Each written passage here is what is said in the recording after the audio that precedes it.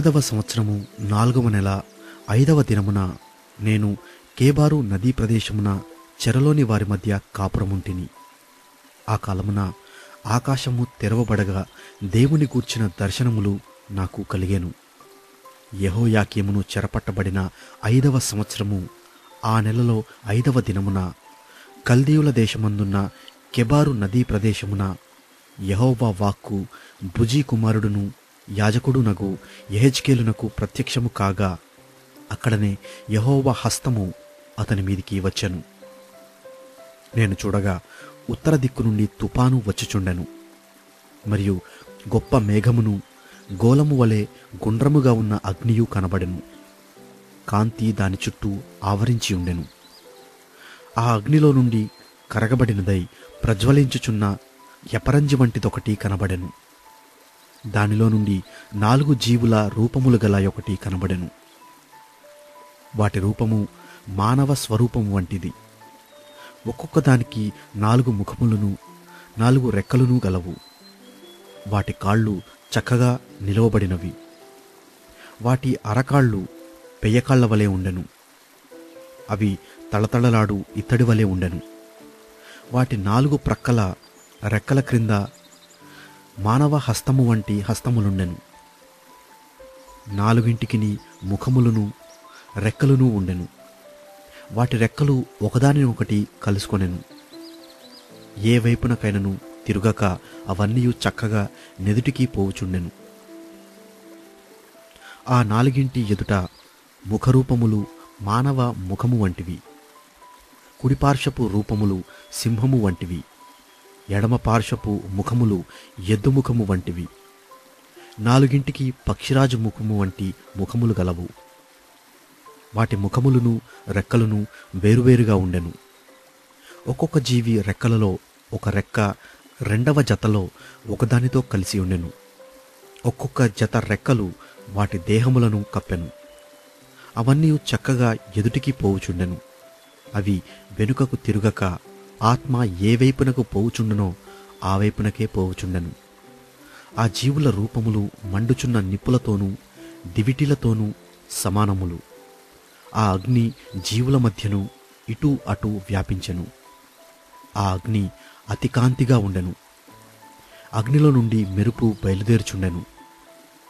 మెరుపు తీగలు కనబడు రీతిగా జీవులు ఇటూ అటూ తిరుగుచుండెను. ఈ జీవులను నేను చూచుచుండగా నేల మీద ఆ 4 ఎదుట ముఖముల ప్రక్కను చక్రము వంటిదొకటి కనబడెను. ఆ చక్రముల యొక్క రూపమును పనియు రక్తవర్ణపు రాతివలె నుండెను. ఆ 4 ఒక్క విధముగానే ఉండెను. వాటి రూపమును పనియు చూడగా చక్రములో చక్రమున్నట్టుగా నుండెను. అవి జరుగునప్పుడు 4 ప్రక్కలకు జరుగుచుండెను. వెనుకకు తిరుగకయే జరుగుచుండెను. వాటి కైవారము మిక్కిలి ఎత్తుగలవై భయంకరముగా ఉండెను. ఆ 4 కైవారములు చుట్టూ కండ్లతో నిండి ఉండెను. ఆ జీవులు కదలగా ఆ చక్రములను వాటి ప్రక్కను జరిగెను. అవి నేల నుండి లేచినప్పుడు చక్రములు కూడా లేచెను. ఆత్మ ఎక్కడికి పోవునో అక్కడికే అది పోవలసిన వైపునకే అవియూ పోవుచుండెను. జీవికున్న ఆత్మ చక్రములకును ఉండెను గనుక అవి లేవగానే చక్రములను లేచుచుండెను. జీవికున్న ఆత్మ చక్రములకును ఉండెను గనుక జీవులు జరుగగా చక్రములను జరుగుచుండెను. అవి నిలువుగా ఇవియు నిలిచెను. అవి నేలను లేవగా ఇవియు వాటితో కూడా లేచెను. మరియు జీవుల తలలపైన ఆకాశ మండలము వంటి విశాలతయున్నట్టుండెను. అది తళతళలాడు స్ఫటికముతో సమానమై వాటి తలలకు పైగా వ్యాపించి ఉండెను. ఆ మండలము వంటి దాని క్రింది జీవుల రెక్కలలో 2 ఒకదాని ప్రక్క ఒకటి పైకి చాపబడి ఉండెను. 2 వాటి దేహములు కప్పుచుండెను. ఈ తట్టునున్న జీవులకును ఆ తట్టునున్న జీవులకును అనగా ప్రతి జీవికిని అలాగున రెక్కలుండెను. అవి జరుగగా నేను వాటి రెక్కల చప్పుడు వింటిని.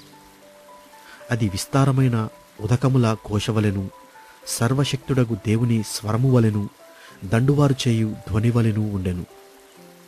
అవి నిలుచునప్పుడెల్లా తమ రెక్కలను వాల్చుకొనుచుండెను. అవి నిలిచి రెక్కలను వాల్చునప్పుడు వాటి తలలకు పైగానున్న ఆకాశ మండలము వంటి దానిలో నుండి శబ్దము పుట్టెను. వాటి తలలపైనున్న ఆ మండలము పైన నీలకాంతమయమైన సింహాసనము వంటిదొకటి కనబడెను. మరియు ఆ సింహాసనము వంటి దానిమీద నరస్వరూపియగు ఒకడు ఆసీనుడై ఉండెను. చుట్టూ దాని లోపట కరుగుచున్న ఇత్తడియు అగ్నియునున్నట్టు నాకు కనబడెను. నడుము మొదలుకొని మీదికిని, నడుము మొదలుకొని దిగువకును ఆయన అగ్ని స్వరూపముగా నాకు కనబడెను. చుట్టూను తేజోమయముగా కనబడెను. వర్షకాలమున కనబడు ఇంద్రధనస్సు యొక్క తేజస్సు వలె దాని చుట్టూనున్న తేజస్సు కనబడెను. ఇది యెహోవా ప్రభావ స్వరూప దర్శనము. నేను దాని చూచి సాగిలపడగా నాతో మాటలాడు ఒకని స్వరము నాకు వినబడెను.